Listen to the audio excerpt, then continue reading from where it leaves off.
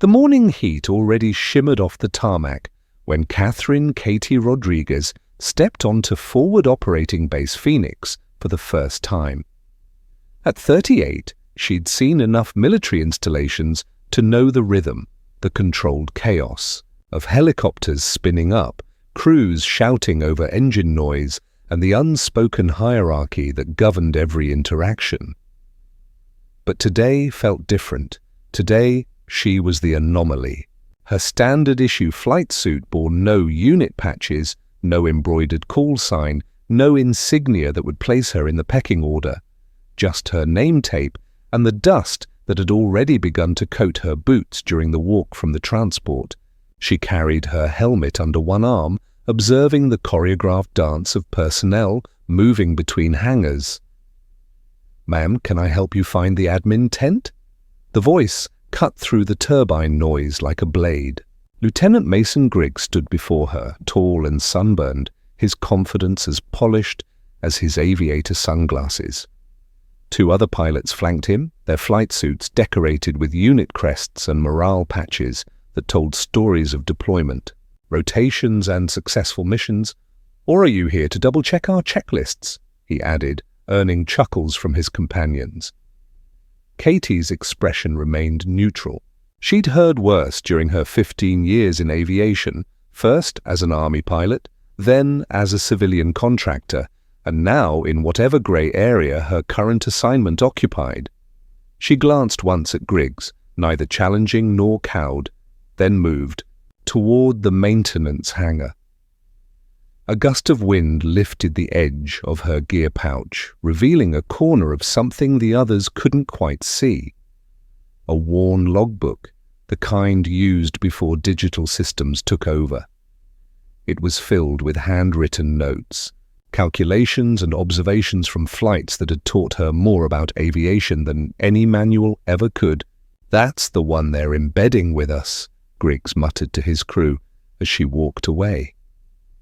The clipboard ninja can't wait to have her triple-check our flight paths for punctuation errors. The maintenance chief intercepted her near the flight line, squinting against the desert glare. "You're Rodriguez. Central Command said you'd be handling logistics coordination, tracking rotor swaps, airframe entries, fuel logs." He handed her a clipboard and pointed toward a folding table beneath a portable shade unit. "Your station's over there." Katie took the assignment without comment and settled at the designated table. The clipboard was scuffed, the marker half dead, but she made it work. As she began recording helicopter tail numbers and maintenance schedules, she noticed something that made her pause. The fuel calculations didn't match the aircraft manifests. Nothing dramatic, just a few percentage points off. But in aviation, small discrepancies had a way of becoming big problems. She made a note in her personal logbook, the one tucked against her hip, where no one could see it.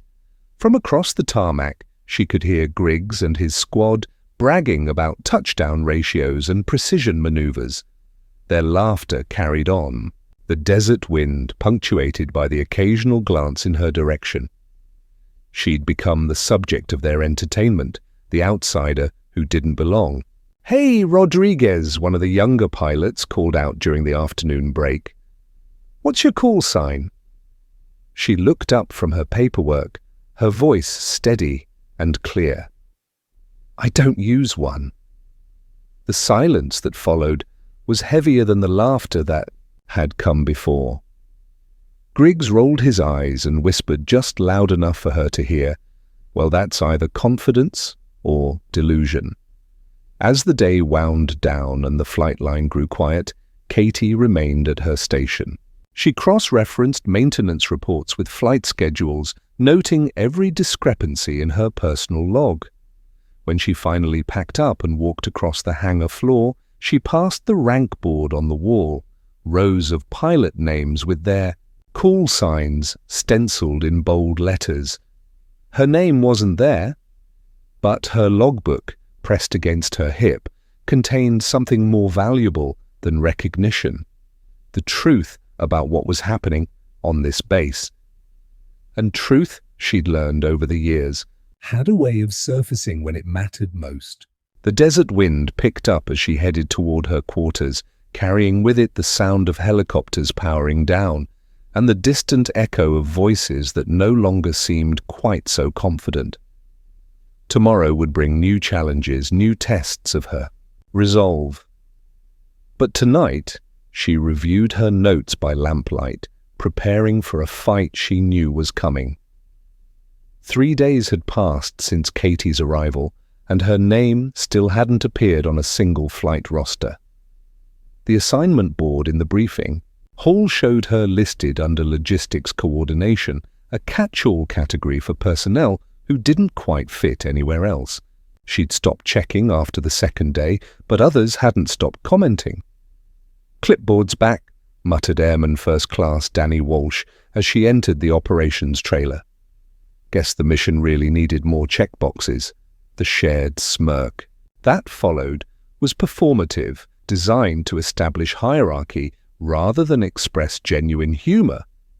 Katie walked past them without acknowledgement, her attention focused on the wall map, displaying the day's training exercises.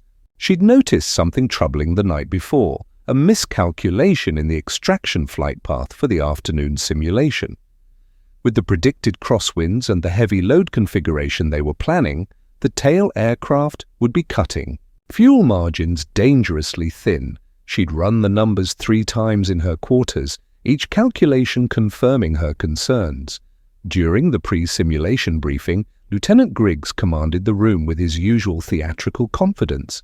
He outlined the mission objectives with sweeping gestures, his voice carrying the authority of someone who'd never been seriously challenged. "Triple extraction from the canyon floor," he announced, pointing to the route marked on the map.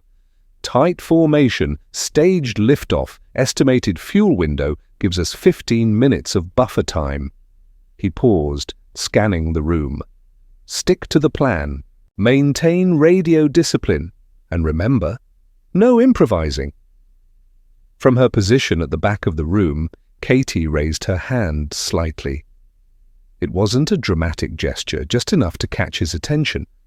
Griggs noticed, one eyebrow lifting in surprise. "Got something to add from dispatch?" His tone carried the practiced dismissiveness of someone accustomed to being the smartest person in the room. "Your tailbird might run short on the return leg," Katie said evenly. "If the crosswind accelerates as forecasted, I'd recommend adjusting the load distribution or planning a fuel stop at waypoint 6. The room went quiet. Several pilots exchanged glances, unsure whether to take her seriously or follow Griggs's lead. For a moment, something flickered across the lieutenant's face, not anger, but calculation. He was deciding how to respond to this challenge to his authority. "Thanks, Rodriguez," he said, with a smile that didn't reach his eyes. "We'll add that to the what-if file." He turned back to his squad, his voice deliberately brighter. "Anyone else want to run fuel scenarios from behind a desk?" The chuckles that followed were more nervous than amused, but they served their purpose. Katie's warning had been heard, acknowledged, and publicly dismissed. She made a note in her logbook and remained silent for the rest of the briefing. 2 hours later, the simulation launched with textbook precision.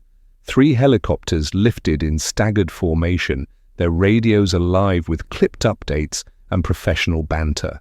Katie sat in the communications bay, monitoring the telemetry feeds that tracked each aircraft's position, fuel consumption, and system status. She wasn't technically assigned to monitor the exercise, but no one had told her not to.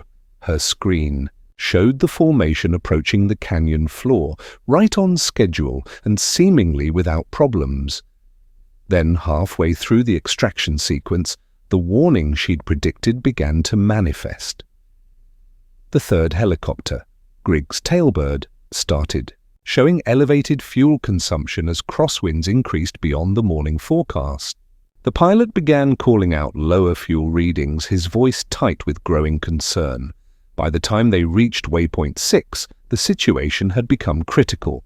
Fuel low, requesting immediate return vector, came the radio call. The simulation cascaded into failure from there. The tailbird couldn't maintain formation, forcing the lead aircraft to slow down and burn additional fuel. One crew was declared lost when their helicopter couldn't reach the extraction point. The exercise was terminated with only one successful pickup out of 3.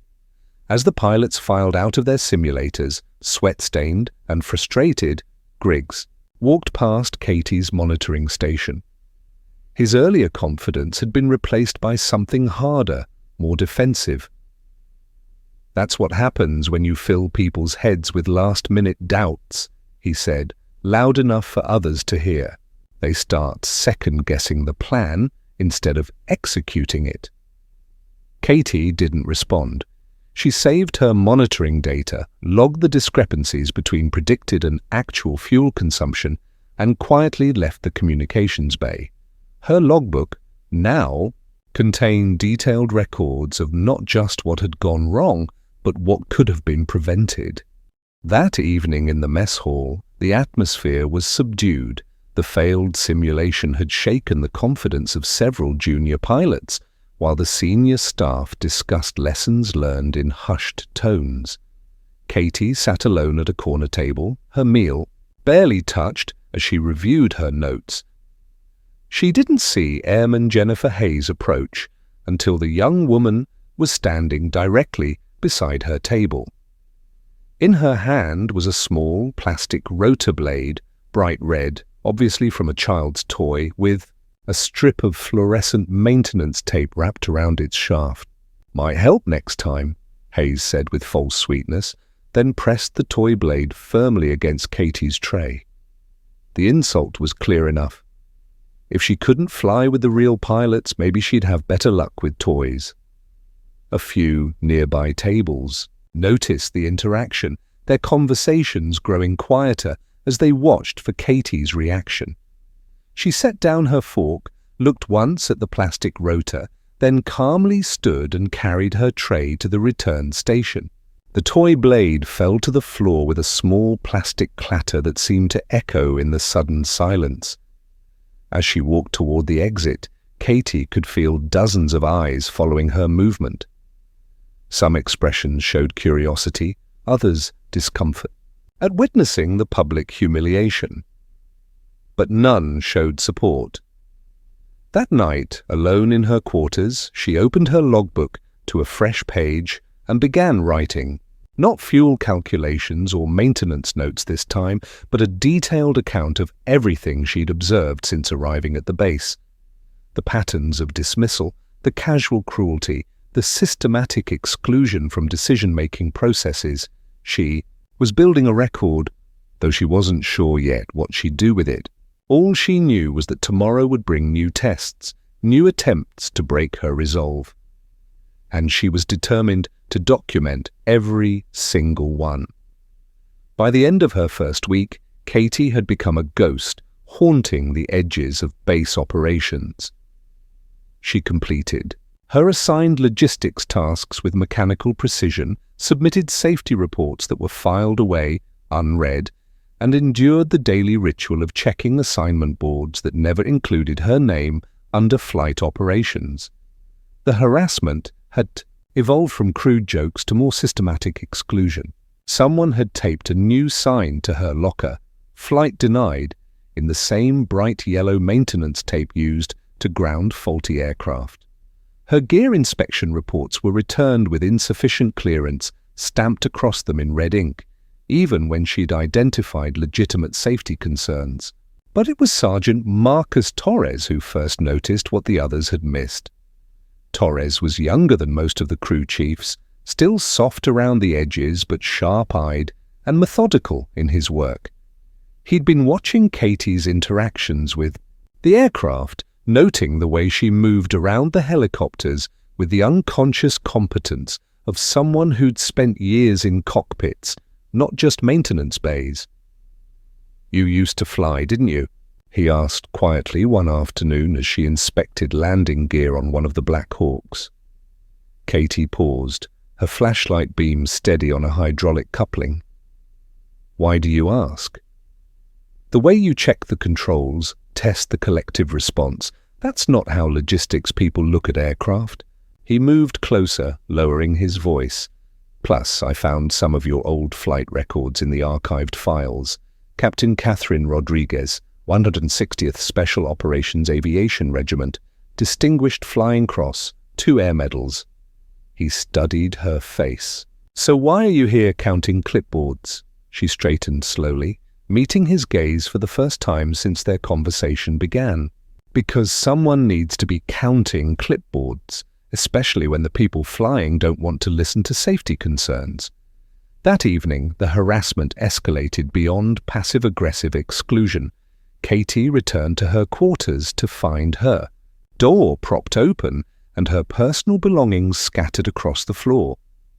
Her flight gear had been relocated to a supply closet, her logbooks mixed in with obsolete maintenance manuals. The message was clear: she didn't belong here, and they were prepared to make her life increasingly miserable until she accepted that reality. But as she methodically reorganized her possessions, Katie found something that changed everything.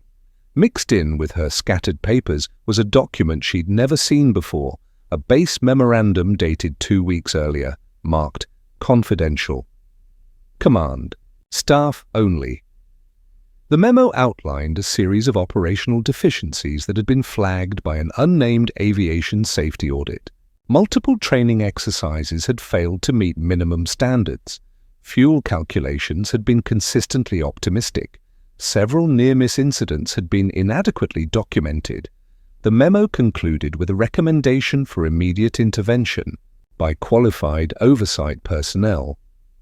Katie read the document 3 times, her understanding crystallizing with each pass. She wasn't at Forward Operating Base Phoenix as a logistics coordinator. She was there as an auditor, an undercover evaluator sent to assess the competence and safety standards of the flight operations. The realization reframed everything she'd experienced. The hostility wasn't just petty harassment, it was an attempt to neutralize a threat to their careers. Griggs and his crew somehow suspected or knew what she really represented, and they were trying to discredit her before she could complete her assessment.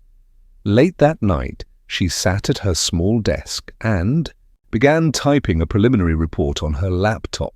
She documented every safety violation she'd observed, every dismissed warning, every example of professional incompetence masquerading as confidence. The evidence was damning, but she needed more.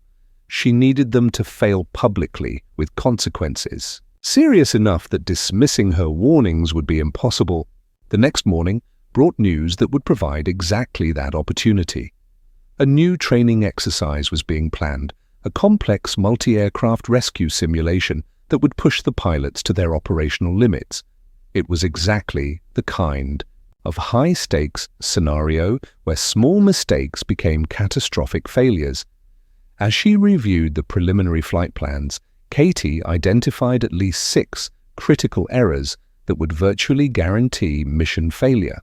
But this time, she wouldn't just submit written warnings that could be ignored. This time, she would let them fail spectacularly, document every mistake, and ensure that the consequences reached the attention of people who couldn't be intimidated or dismissed. The game was about to change, and she was finally ready to play by her own rules.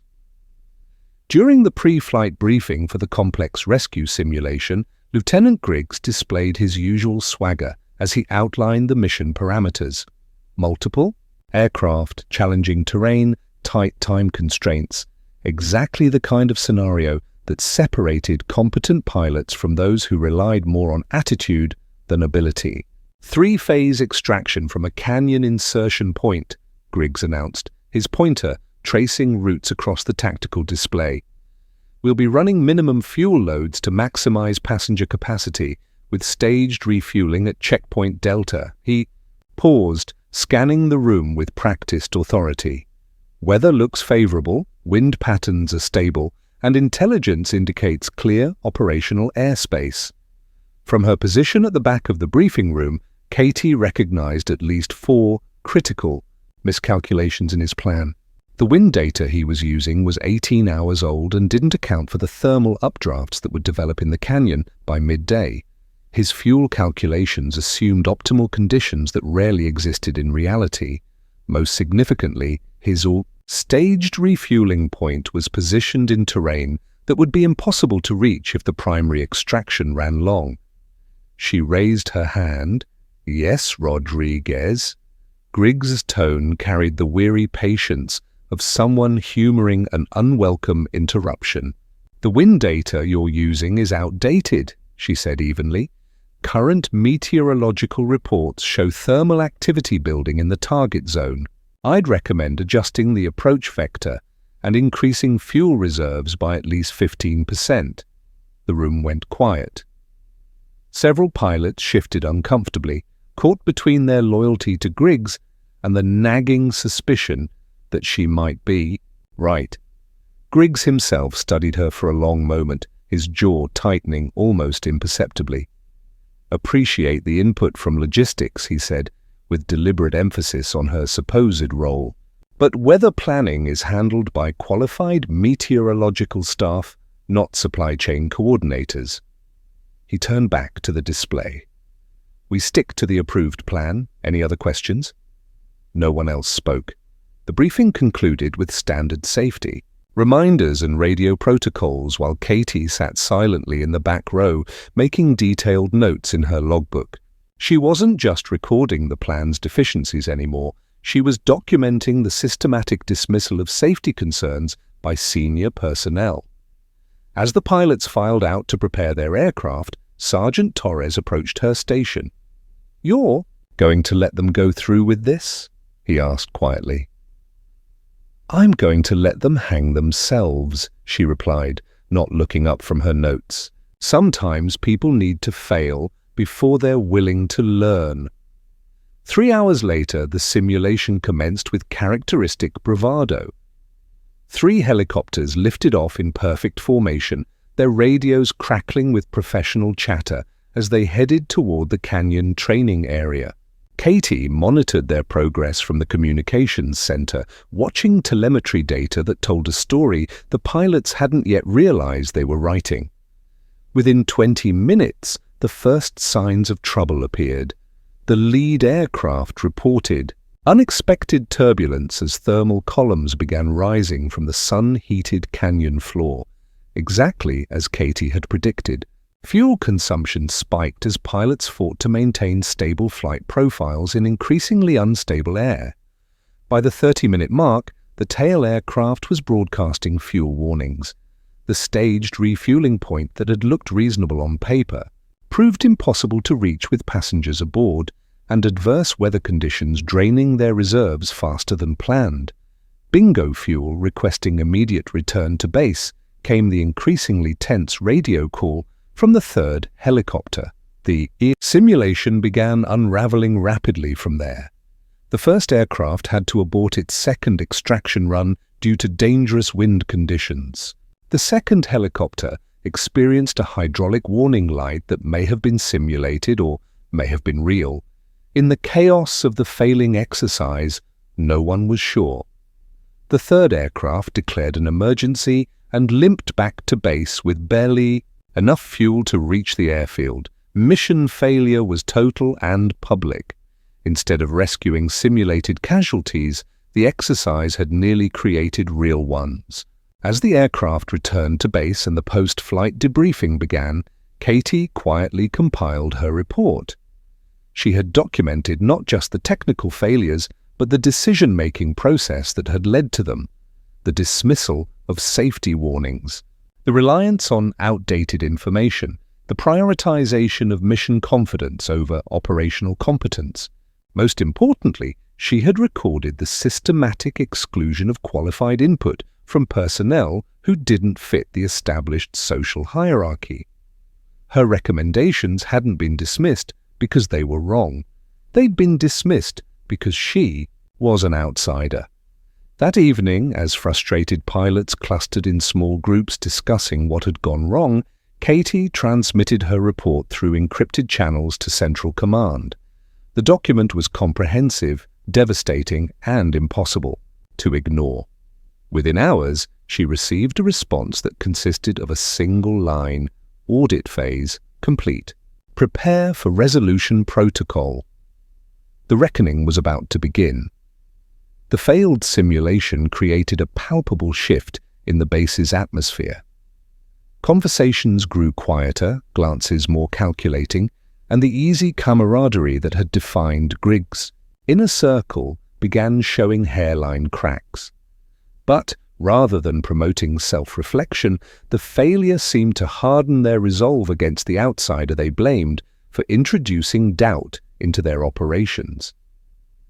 Katie found herself increasingly isolated. Her meal times were marked by empty chairs at neighboring tables, her equipment inspections were dismissed without review, and her safety reports disappeared into administrative black holes. The message was clear: she had crossed from irrelevant to actively unwelcome. But Sergeant Torres wasn't the only one who had begun watching her with new interest.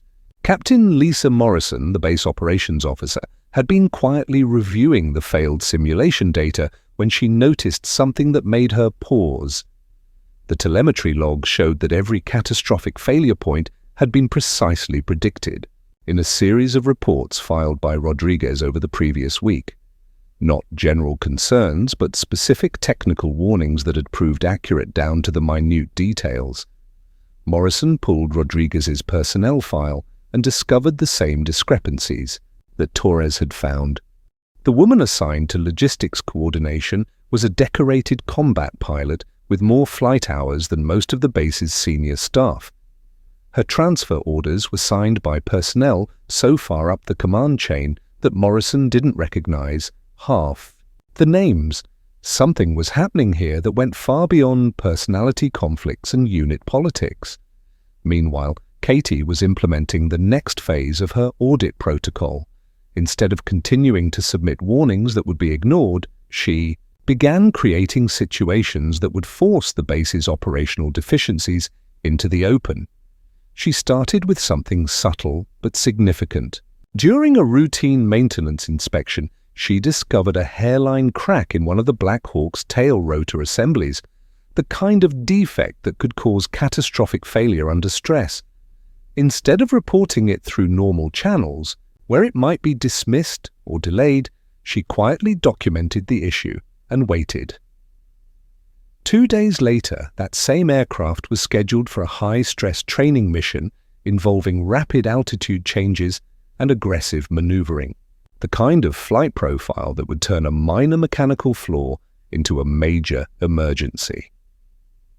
30 minutes before takeoff, Katie approached the crew chief assigned to the aircraft. "Sergeant Williams," she said quietly, "I need you to take another look at the tail rotor assembly on bird 77 Alpha." Williams looked up from his pre-flight checklist, irritation flickering across his face. "Rodriguez, I already completed the inspection. Everything's green, I'm sure it is. But there's a stress fracture on the third blade mount that's going to fail if you push it hard today." She handed him a small LED flashlight. 60-degree angle, about 2 inches in from the hub connection. Something in her tone made him pause. Despite his initial resistance, Williams found himself following her direction, angling the light exactly as she'd specified. The hairline crack appeared like a shadow against the metal, barely visible but unmistakably present. "Jesus," he muttered, running his finger along the defect. "How did you spot this?" "Because I was looking for it," she replied simply. "How long to replace the assembly?" 4 hours minimum, assuming we have parts in stock." Williams was already reaching for his radio to ground the aircraft. "Why didn't you report this through normal channels?" Katie met his gaze steadily. Would anyone have listened? The grounded helicopter forced a reshuffling of training schedules and crew assignments. Lieutenant Griggs, whose squad had been assigned to the affected aircraft, found himself scrambling to maintain operational readiness with reduced resources. But more significantly, word began spreading among the maintenance crews that Rodriguez had identified a potentially catastrophic failure that the standard inspection process had missed. That evening, Captain Morrison requested a private meeting with Katie in her office. The space was sparse but functional, decorated only with flight, photos and operational charts that reflected Morrison's no-nonsense approach to command. "Sit down, Rodriguez," Morrison said, closing the door behind them. "We need to talk." Katie remained standing. "About what, Mom?" "About who you really are and what you're doing on my base." Morrison moved to her desk and pulled out a thick file folder. "Your transfer orders are signed by people I've never heard of. Your personnel file contains gaps that don't make sense. And you just prevented what could have been a fatal aircraft failure using inspection techniques that aren't taught in logistics school." The two women studied each other across the small office. Morrison represented the career military officer, competent, dedicated but constrained by institutional loyalty and chain-of-command thinking. Katie represented something more fluid and potentially dangerous, expertise without institutional allegiance. "I'm here to do a job," Katie said finally. "Same as everyone else." "No, you're not." Morrison opened the file and began reading. "Captain Catherine Rodriguez, 160th Special Operations Aviation Regiment, 15 years active duty, multiple combat deployments, instructor pilot certification, and enough commendations to wallpaper this office." She looked up. "That person doesn't get assigned to count clipboards at a training base." Katie remained silent, letting Morrison draw her own conclusions. "You're auditing us," Morrison continued. "Someone upstairs thinks this base has problems, and they sent you to document them." Her voice dropped slightly. "The question is, what did you find? What do you think I found?" Morrison leaned back in her chair, her expression growing troubled. "I think you found exactly what you were sent to find. Operational deficiencies, safety violations, and a command structure more interested in protecting egos than maintaining standards. And what are you going to do about it?" The question hung between them like a challenge. Morrison could report this conversation to her superiors, potentially ending her career, but maintaining her loyalty to the institutional chain of command. Or she could acknowledge what they both knew to be true, that the base's flight operations had become dangerously compromised by a culture of arrogance and willful ignorance. "I'm going to give you 36 hours, Morrison said finally. "Whatever you're planning, whatever authority you're operating under, I'm going to assume it's legitimate and look the other way. But after that, I have to protect my people and my command." Katie nodded once. 36 hours should be sufficient. As she left Morrison's office, Katie realized that the endgame was accelerating faster than she'd anticipated. Her cover was blown, at least among the senior staff, but that might actually work to her advantage. Sometimes the best way to spring a trap was to let your targets know it was closing around them. She had 36 hours to document the final evidence she needed, and she had a growing suspicion that the base's next major crisis would provide exactly the opportunity she was waiting for. The desert wind picked up as she walked across the darkened flight line, carrying with it the scent of jet fuel and the distant sound of aircraft engines being tested. Somewhere in that routine noise was the sound of a reckoning approaching. The emergency began with routine weather monitoring that quickly escalated into a crisis no one had seen coming. A wildfire that had been classified as low risk and contained suddenly jumped its fire brakes during the night, driven by shifting winds that turned controlled burns into raging infernos. By dawn, the fire had trapped a crew of 20 specialized firefighters in a canyon with no ground evacuation routes. Their radios crackled with increasingly desperate updates as the flames closed in around their position. The nearest water sources were blocked by fallen trees and unstable terrain. Time was running out fast. Forward, operating base. Phoenix received the emergency call at 0630 hours. Every available aircraft was needed immediately for an emergency evacuation that would push both machines and pilots to their absolute limits.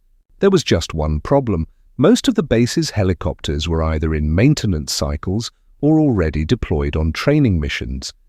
The few aircraft that remained operational were experiencing the same personnel shortages that had plagued the base for weeks.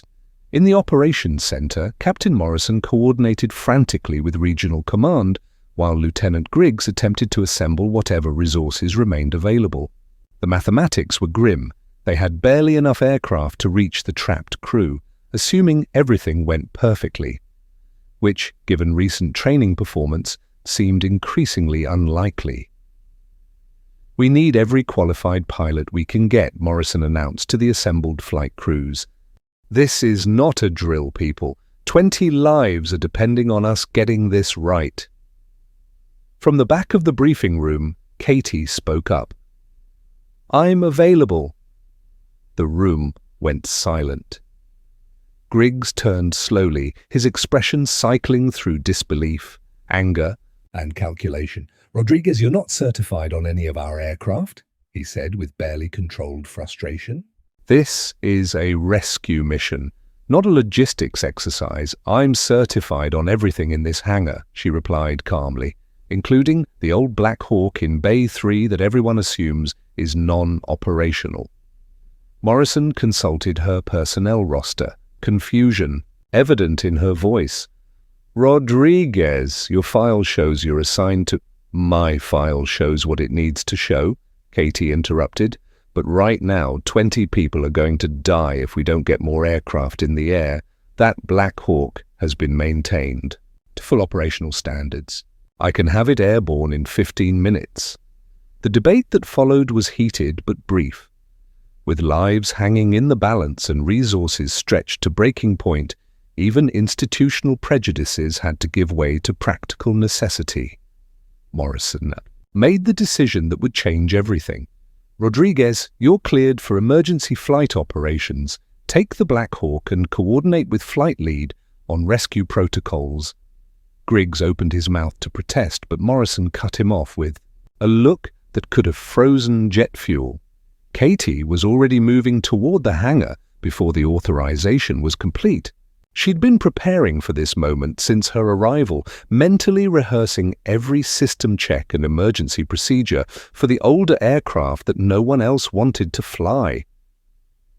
The Black Hawk was indeed older than the other helicopters, its paint faded and its avionics more analog than digital, but it had been meticulously maintained, and more importantly, it was designed for exactly this kind of emergency operation. Where the newer aircraft relied on computerized systems that could fail under extreme conditions, this machine operated on mechanical reliability and pilot skill. As she ran through her pre-flight checks with practiced efficiency, Katie could hear the other aircraft spinning up around her. Radio chatter filled the air as crews coordinated their approach to the fire zone, their voices tense with the knowledge that this was no longer a training exercise. Sergeant Torres appeared at her side, his face grim with concern. "Ma'am, the fire reports are getting worse. Temperatures over 900 degrees in the canyon, visibility near zero, and the winds shifting every few minutes." He handed her an updated weather report. "Are you sure about this?" Katie glanced at the data, mentally calculating the flight parameters she'd need to navigate the dangerous conditions. Heat, smoke, unpredictable winds, and terrain that left no margin for error. It was exactly the kind of flying that separated qualified pilots from pretenders. "I'm sure," she said, strapping into the pilot's seat. "Clear the hangar." The aircraft lifted off with a precision that surprised even the experienced ground crews watching from the flight line. While the other helicopters struggled with coordination and radio protocols, Katie's Black Hawk rose smoothly into the desert sky and banked directly toward the fire zone with unwavering purpose. In the operations center, Morrison watched the multiple aircraft tracks converge on the emergency site. Radio communications crackled with updates as the rescue mission began in earnest. But increasingly, one voice stood out above the chatter: calm, professional, and utterly confident in conditions that were pushing the other pilots to their limits. Tower, this is Black Hawk 77 Alpha approaching canyon insertion point. Visibility approximately 50 meters, thermal columns active. Landing zone appears viable for single aircraft extraction. It was Rodriguez, flying deeper into dangerous conditions than anyone else had managed, and making it sound routine. The real test was about to begin. The canyon was a furnace when Katie reached the trapped firefighting crew. Smoke rose in thick columns that twisted and writhed like living things, while superheated air created turbulence that would challenge even experienced pilots. Through her headset, she could hear the other aircraft struggling with the conditions, altitude corrections, course changes, and increasingly frustrated radio traffic as crews found themselves unable to get close enough to attempt rescues. "This is Alpha Leader," came Griggs' voice over the radio, tight with tension. "Visibility is near zero. Repeat, near zero. Thermal activity is making stable flight impossible. Request permission to abort current approach. Alpha Leader, Tower. You are cleared to abort and establish holding pattern at safe distance." One by one, the other helicopters pulled back from the fire zone, their pilots citing legitimate safety concerns about flying in conditions that exceeded their training parameters. The massive rescue mission was reduced to a single aircraft, the oldest helicopter in the fleet, flown by the pilot.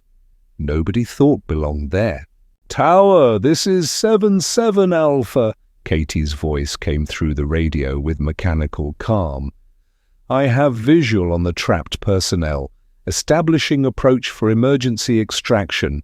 In the operations center, Morrison found herself holding her breath as she watched the lone aircraft symbol move deeper into the fire zone on her display screen. Everything they'd been taught about aviation safety argued against what Rodriguez was attempting. But 20 lives hung in the balance, and conventional wisdom had already failed. 77 Alpha, be advised. Thermal activity is extreme in your sector. Recommend maintaining safe altitude and, Tower, I'm committed to the rescue. Beginning. Descent now. The radio went silent, except for the sound of rotor blades cutting through superheated air. On the ground, the trapped firefighters heard the approaching helicopter before they could see it through the smoke. To them, it sounded like salvation itself dropping out of a hellish sky. Katie fought the Black Hawk through thermal columns that grabbed at the aircraft like invisible hands, using every technique she'd learned during 15 years of flying in impossible conditions. The older helicopter's mechanical controls gave her a tactile connection to the aircraft that the newer computerized systems couldn't match. She could feel the air pressure changes, sense the shifting wind patterns, and adjust her flight profile instinctively. The landing zone was barely large enough for the helicopter, surrounded by burning vegetation and unstable terrain that could shift without warning. As she brought the aircraft down, Katie could see the firefighters emerging from their shelter, moving in practiced formation despite the chaos surrounding them. "Everybody aboard now!" she shouted over the rotor noise, not bothering with radio protocols. The evacuation happened with desperate efficiency. 20 exhausted, smoke-stained firefighters crowded into a helicopter designed for half that number, their equipment abandoned in favor of human cargo. Within 3 minutes, every person was aboard, and Katie was pulling collective to lift them out of the inferno. But the rescue was only half complete. Getting out would be even more dangerous than getting in, with the aircraft now heavy beyond. Optimal parameters and visibility continuing to deteriorate as the fire spread. Tower, this is 77 Alpha with 20 souls aboard. Beginning extraction sequence. Copy 77 Alpha. All other aircraft maintained clear airspace for emergency extraction. The ascent out of the canyon tested every skill Katie had developed over her career. The overloaded helicopter struggled against thermals that threatened to slam it into canyon walls while smoke reduced visibility to mere yards. She flew by instinct and experience, reading the aircraft's responses through her hands and feet, rather than relying on instruments that couldn't account for the extreme conditions. "Come on, girl," she murmured to the helicopter, coaxing maximum performance from the aging machine, just a little more. The Black Hawk clawed its way up through the superheated air, every foot of altitude earned through precise control inputs and sheer determination. In the passenger compartment, the rescued firefighters sat in stunned silence, many of them veteran emergency responders who understood exactly how difficult the flying conditions were. As they finally cleared the canyon rim and entered cleaner air, spontaneous applause broke out among the passengers, but Katie barely noticed. Her attention was focused on the fuel gauge and the radio chatter indicating that more firefighters remained trapped in adjacent areas. Tower 77 Alpha approaching base for passenger transfer. Request immediate turnaround for second extraction mission. The pause that followed was longer than normal radio protocol would suggest. In the operations center, Morrison was consulting with regional command about the risks of sending the same pilot back into conditions that had already proven too dangerous for every other aircraft. 77 Alpha, this is Tower. You are cleared for passenger transfer and stand down. Other assets are being repositioned to continue rescue operations. Negative, Tower. Those other assets couldn't reach the first group and conditions are deteriorating rapidly. I'm the only pilot who's successfully operated in the fire zone. People are going to die if we wait for repositioning. The stark truth of her words settled over the operations center like a blanket. Morrison looked at the tactical display showing the locations of remaining trapped personnel, then at the roster of available pilots who had already been forced to abort their missions. 77 Alpha, you are cleared for second extraction mission, but this is your call, Rodriguez. No one's ordering you back in there. Understood, Tower? Beginning refuel and turn around now. As the Black Hawk touched down at the base, ground. Crews moved with unprecedented efficiency to transfer passengers and prepare the aircraft for immediate departure. Word had spread throughout the base about what was happening. About the pilot, nobody respected flying missions that nobody else could complete. Lieutenant Griggs appeared at the flight line as Katie prepared for her second trip into the fire zone. His expression was complex, cycling between professional respect and personal frustration. "Rodriguez!" he called out over the engine noise. "You don't have to prove anything to anyone." She looked at him through the cockpit window, her response simple and direct. "This isn't about proving anything, it's about bringing people home." The Black Hawk lifted off again, this time carrying medical supplies in addition to rescue equipment. As it disappeared toward the fire zone, the other pilots who had been forced to abort their missions watched in silence. Some felt relief that someone else was taking the dangerous assignments. Others felt something closer to shame. The second rescue proved even more challenging than the first. The fire had spread, conditions had worsened, and the trapped personnel were in an area that required precise navigation through narrow canyon passages.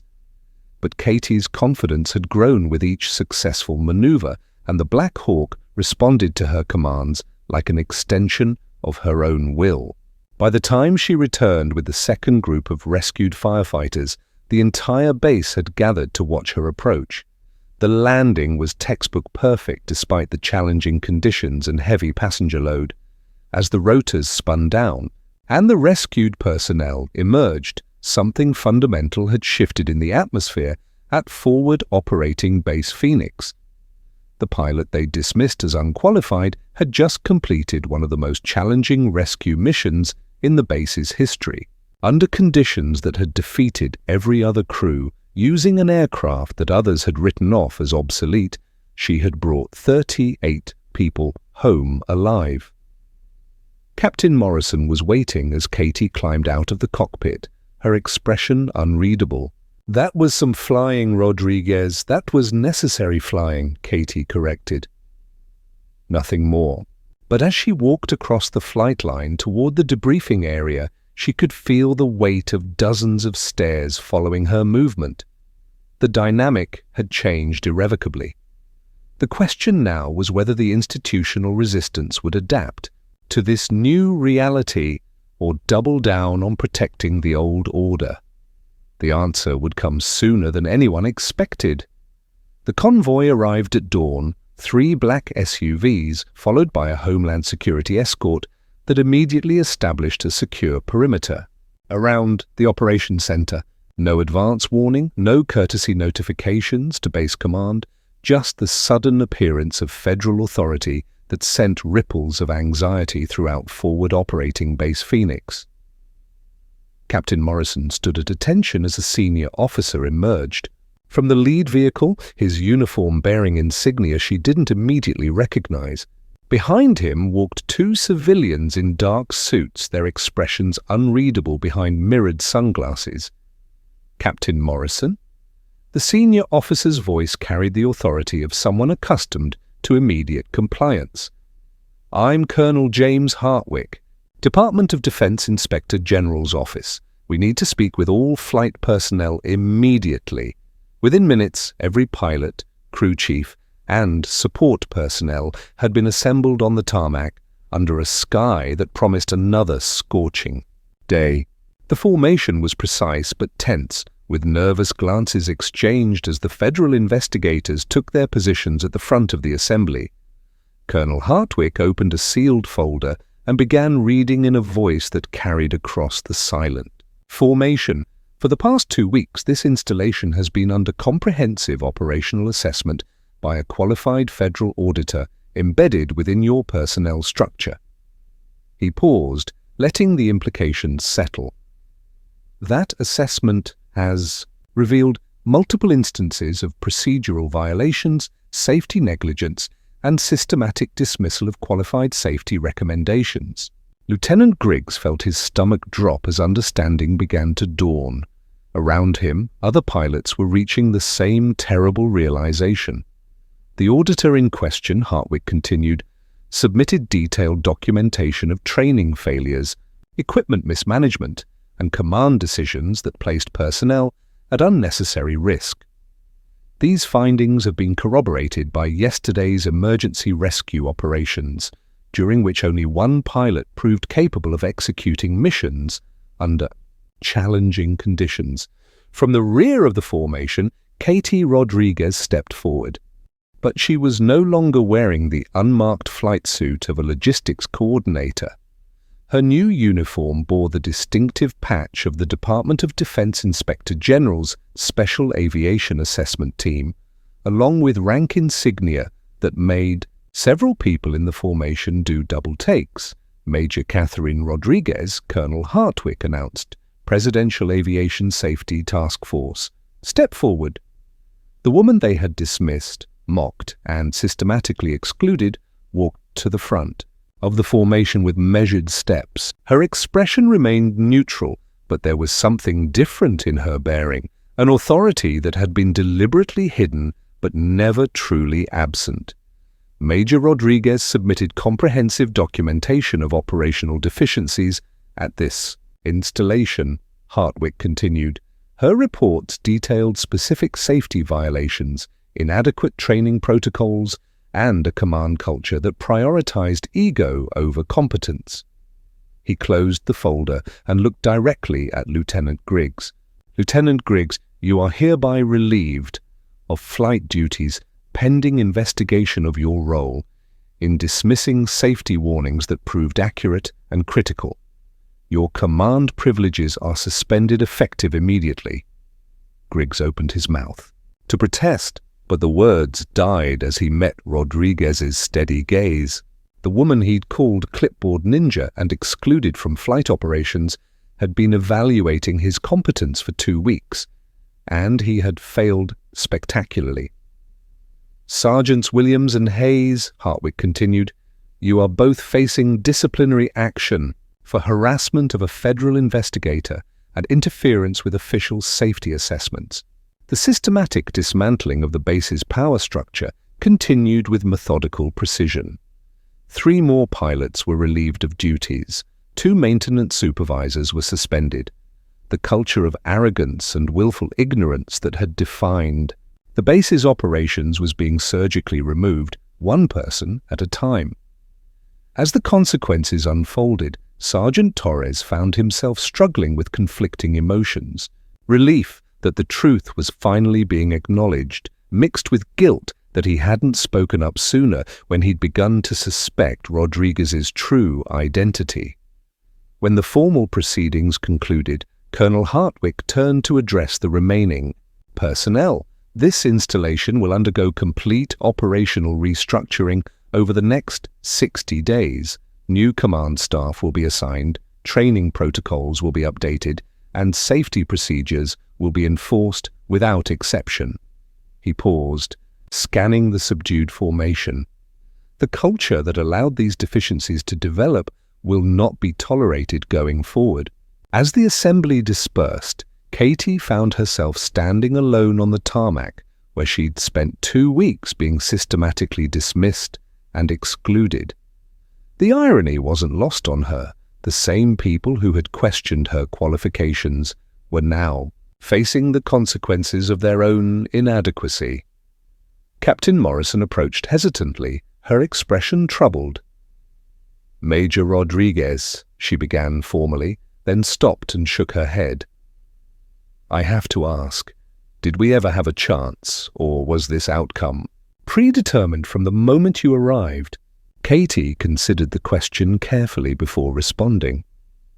"You had every chance," she said finally. "Every safety warning I submitted was an opportunity to demonstrate competence and professionalism. Every simulation failure was a chance to acknowledge problems and implement solutions." She gestured toward the now quiet hangar. "I documented what I observed. The outcomes were determined by the choices people made when they thought no one important was watching." Morrison nodded slowly, understanding the deeper implications. "And yesterday's rescue mission?" "Was necessary," Katie replied simply. "People needed help, and I was qualified to provide it. Everything else was secondary." As federal investigators began conducting individual interviews and reviewing operational records, word of the dramatic changes at Forward Operating Base Phoenix spread throughout the regional command structure. The base that had been known for its casual confidence and informal culture was now becoming a cautionary tale about the consequences of prioritizing ego over competence. But for Katie Rodriguez, the satisfaction came not from the professional vindication or the dramatic revelation of her true authority. It came from the knowledge that 38 firefighters had returned home safely to their families, and that future trainees at the base would benefit from improved safety standards and genuine professional oversight. The culture of silence and dismissal was over. In its place would emerge something more valuable, a commitment to excellence that was measured by results rather than rhetoric. 3 months after the federal intervention at Forward Operating Base Phoenix, the installation bore little resemblance to its former self. New command staff had implemented comprehensive safety protocols, training standards had been elevated to match federal guidelines, and the casual arrogance that had once defined the base culture had been replaced by professional competence. Katie Rodriguez stood in the same hangar where she'd once been dismissed as a clipboard ninja, but now she wore the uniform of a newly assigned base commander. Her promotion had come with a mandate to transform Phoenix into a model training facility for helicopter operations throughout the Southwest region. The changes were evident everywhere. Training exercises now began with comprehensive safety briefings that included multiple contingency plans. Equipment inspections followed rigorous protocols that left no room for overlooked defects. Most significantly, safety concerns raised by any personnel, regardless of rank or social standing, were investigated thoroughly and addressed promptly. Sergeant Torres, now promoted to Senior Sergeant and Chief of Aircraft Maintenance, approached her with the weekly operations report. "Ma'am, we've completed the safety assessment on all aircraft. 2 birds needed additional maintenance, but everything else is green across the board." He paused, a slight smile crossing his face. "The new pilots keep asking if you're going to surprise them with a pop quiz." "Every day is a pop quiz," Katie replied. "The difference is that now they're prepared for it." The transformation hadn't been without its challenges. Several pilots had requested transfers rather than adapt to the new standards. Some support personnel had struggled with the increased accountability, but those who remained had developed a level of professional competence that exceeded the base's previous capabilities. Captain Morrison, now serving as deputy commander, joined them near the flight line where a new class of pilots was conducting formation training. "The latest training scores are impressive," she reported. "Average improvement of 30% across all categories, with 0 safety violations in the past 6 weeks. Katie watched the helicopters execute a complex maneuver with precision that would have been impossible under the old training regimen. How are they responding to the increased standards? Better than expected.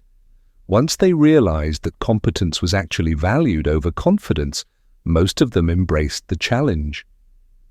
Morrison consulted her tablet. "We've had requests from 3 other bases to observe our training protocols." The success at Phoenix had indeed attracted attention throughout the military aviation community. The dramatic transformation from a problematic training facility to a model installation had become a case study in organizational change and leadership effectiveness. But for Katie, the most meaningful change was subtler and more personal. The base's new culture encouraged questioning, rewarded thorough preparation, and recognized that expertise could come from unexpected sources. The hierarchies still existed, but they were based on competence rather than social conformity. Late that afternoon, as the training day concluded and the flight line grew quiet, Katie received a call that would define her next chapter. "Major Rodriguez?" "This is General Patricia Chen, Defense Department Aviation Safety Division. I have a proposition for you." The conversation that followed outlined a new assignment that would take her far beyond Forward Operating Base Phoenix. The military was implementing comprehensive aviation safety reforms across all installations, and they needed experienced leaders who understood both the technical and cultural challenges involved. "You've proven that institutional change is possible," General Chen explained.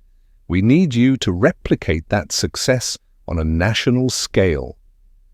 As Katie considered the opportunity, she looked out across the flight line where new pilots were conducting post-flight inspections with the kind of thoroughness that had once been rare.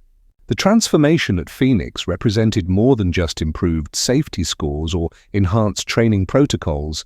It demonstrated that excellence was achievable when competence was valued over politics. Her decision was simple. 6 weeks later, Major Catherine Rodriguez was promoted to Lieutenant Colonel and assigned to lead the Defense Department's new Aviation Excellence Initiative. Her mandate was ambitious: transform aviation safety culture across all military installations using the lessons learned at Forward Operating Base Phoenix. On her final day at the base, she stood once more in the hangar where her journey had begun. The same Black Hawk helicopter that had carried her into the fire zone sat in the maintenance bay, now bearing a small plaque commemorating the rescue mission that had changed everything. Sergeant Torres approached for a final conversation. "Colonel," he said, still adjusting to her new rank, "the new pilots keep asking what your secret was, how you knew exactly what needed to be changed." Katie smiled, remembering the weeks when her warnings had been dismissed and her expertise ignored. "No secret, Sergeant. I just listened to what the aircraft were trying to tell us about the people flying them. As she walked toward the transporter that would carry her to her new assignment, Katie reflected on the lessons learned during her time undercover at Phoenix. The most dangerous failures weren't mechanical, they were cultural. The greatest risks came not from equipment defects, but from the human tendency to prioritize ego over safety, confidence over competence, and conformity over truth. But she had also learned something more hopeful. That change was possible when the right pressure was applied at the right moment. That excellence could be achieved when people were held to genuine standards rather than convenient ones, and that sometimes the most important voice in the room belonged to the person everyone else had decided to ignore. The helicopter carrying her to her new assignment lifted off into a desert sky painted with the colors of sunset. Below, forward operating base. Phoenix continued its training operations with a precision and professionalism that honored the hard-won lessons of recent months. In her briefcase, Colonel Rodriguez carried detailed plans for implementing similar transformations at installations across the country. The work would be challenging, requiring the same careful observation, methodical documentation, and unwavering commitment to safety that had succeeded at Phoenix. But she had learned that sometimes the most powerful changes began with the quietest voices, and that true leadership meant being willing to stand alone when standing together meant compromising the safety of those who depended on your expertise. The aircraft banked toward the horizon, carrying her toward new challenges and opportunities to ensure that competence would always triumph over complacency, that safety would never be sacrificed for comfort, and that the people who kept others safe would never again be dismissed simply because they didn't fit someone else's expectations. The sky ahead was clear, the mission was essential, and Catherine Rodriguez was exactly where she belonged, ensuring that those who served had leaders worthy of their trust and commitment. In military aviation, as in life, the most crucial flights are often taken by those who others never expected to leave the ground. Sometimes the strongest voices are indeed the ones that never need to raise themselves because their actions speak louder than any words ever could. If you enjoyed this story, don't forget to hit the subscribe button and become a part of our Everyday Life Stories community. Where are you watching from? Drop a comment below. We love hearing from our amazing viewers around the world. Have you ever experienced a situation where your expertise was dismissed, only to prove yourself when it mattered most? Share your story in the comments. Your experience might inspire our next feature.